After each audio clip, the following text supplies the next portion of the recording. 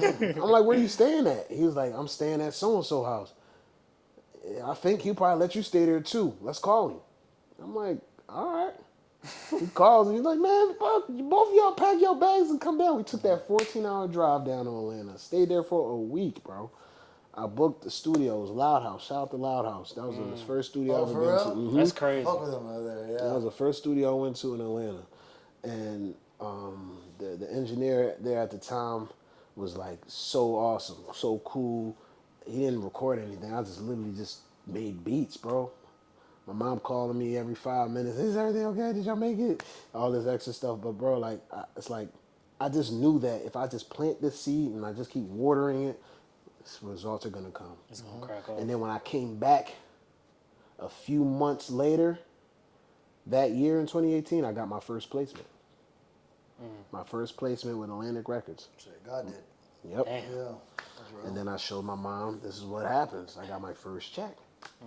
And what was that placement? Rico Havoc featuring G Herbo, Grease. What was that? What was the? Were you guys in the same session, recording at the same time? You got to send. You sent it off. I was in the studio Okay. that he used to go to. It's called Heat Factory Studios. That's the studio I started off at. That's the Heat studio that I'm still affiliated with. Like that's my place. But I was in there and I was just making a beat. He breaks in the room. He's like, "Yo, you made this beat?" I'm like, "Yeah." He's like, "Yo, send this to me now. Send this to me now." And you know, Rico was like, at this time, like the city was going crazy for him, and he's still doing his thing. But like at that time, when you're first like getting your, That buzz, you know what I yeah. mean? Like that first buzz is wild. Yeah. And he was on that level, and I think he was signed to Atlantic at the time. He had just signed with Atlantic, and I sent him the beat instantly, and then a couple weeks or maybe like a month or so later, he's just like, bro, my A&R gonna call you.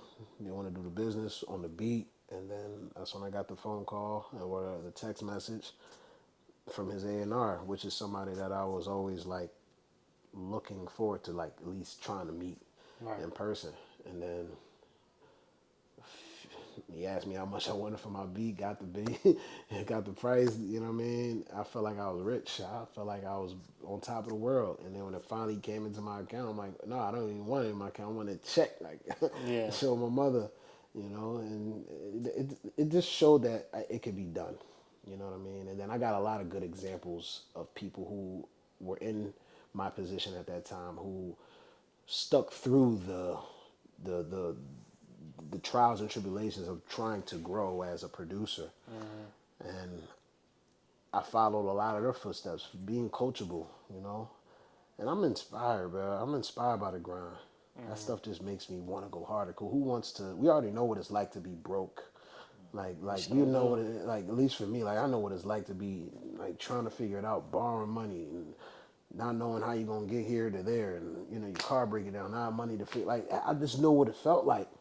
So I know if I keep grinding, if I kept grinding, if I don't stop, like it's bound to change. Like I'm not doing this to stay the same. I'm doing this to upgrade and change.